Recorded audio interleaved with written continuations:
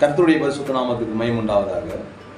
இன்றைய நாளில் கூட சோதனை குறித்து இன்னொருதான ஒரு தகவல் வேதத்தில் இருக்குது. எனக்கு நிறைய பேருடைய வாழ்க்கையில் அவர்கள் சில கஷ்டமான காரியங்களுக்குள்ளே போகும்போது அவங்க உடனே சொல்கிற காரியம் என்னக்கா, ஆண்டவர் என்னை ஏன் தான் இப்படி சோதிக்கிறாருன்னு தெரியலையே, என்னுடைய குடும்பத்துக்கு மாத்திரம் ஏன் தான் அந்த சோதனைன்னு தெரியலையே அப்படின்னு சொல்லிட்டு அவங்க அப்படியே புலம்பிக் கொண்டே இருக்கிறாங்க. அது மாத்திரம் இல்லாமல் சில பேர் ஒரு படி மேலே போயிட்டு ஆண்டவருக்கு கண்ணு இல்லையா அப்படின்னு கேட்டுறாங்க. சில பேர் ஒரு படி மேலே போயிட்டு ஆண்டவரையே தூஷிக்க ஆரம்பிச்சுறாங்க. இதெல்லாம் ஒரு ஆபத்தானது. ஆனால் வேதம் நமக்கு என்ன சொல்கிறது என்று கொஞ்சம் கவனித்து பாருங்கள். யாக்கோபு 1ஆம் அதிகாரத்தில் 13வது வசனம் சொல்லப்படுகிறது, சோதிக்கப்படுகிற எவனும் நான் தேவனால் சோதிக்கப்படுகிறேன் என்று சொல்லாதிருப்பானாக. தேவன் பொல்லாங்கினால் சோதிக்கப்படுகிறவர் அல்ல, ஒருவனையும் அவர் சோதிக்கிறவரும் அல்ல. இதை நல்லா தெரிஞ்சுக்கணும். உங்களுடைய வாழ்க்கையில் பிரச்சனை வருதுன்னா இந்த பிரச்சனைக்கு என்ன காரணம்ன்றதை நாம் தான் சிந்திக்கணும். ஆனால் வேதம் சொல்றது, சோதிக்கப்பட்ட உங்கள் குடும்பத்தில் கஷ்டம் வந்துட்டா, பிரச்சனை வந்துட்டா அது ஆண்டவர் தான், இயேசு தான், ஐயோ ஆண்டவர் தான் அப்படி சொல்லக்கூடாது. சோதிக்கப்படுகிற எவனும் வேதம் தெளிவாக சொல்றது, நான் தேவனால் சோதிக்கப்படுகிறேன் என்று சொல்லாதிருப்பானாக. ஏன்னாக்கா தேவன் பொல்லாங்கினால் சோதிக்கப்படுகிறவர் அல்ல, அவர் பொல்லாங்கினால் சோதிக்கப்படுவாங்க. அது மாத்திரம் ஒருவனையும் அவர் சோதிக்கிறவர் மட்டும். எதனால் அப்போ சோதனை வருது அப்படி நீங்கள் சிந்தித்து பார்க்கணும்.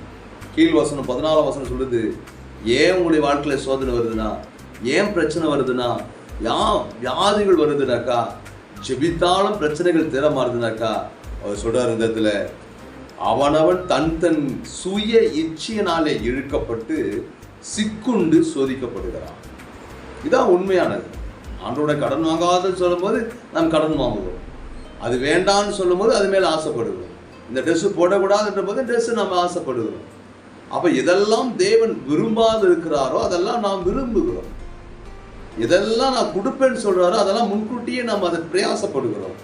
அப்போ உலக காரியங்களுக்காக நாம் அநேக இடத்துல சிக்குண்டு இருப்பதனால அது சிக்குண்டு வேதம் சொல்லுது, அவனவன் தன் சுய இச்சையினாலே அவன் இழுக்கப்படுறான்.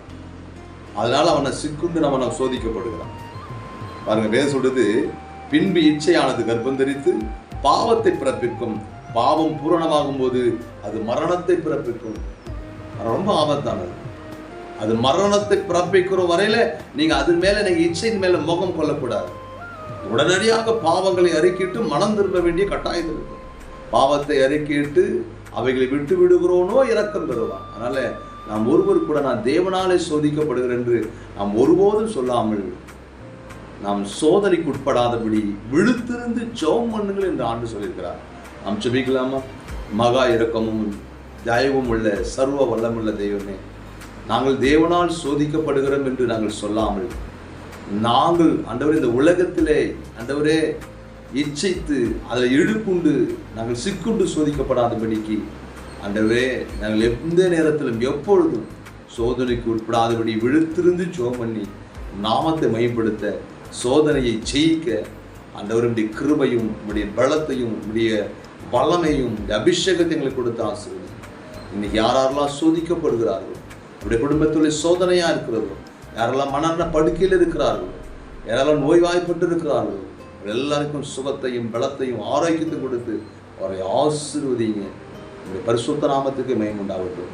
இயேசு நாமத்தில் ஜெபிக்கிறோம் ஜீவன நல்ல பிதாவே.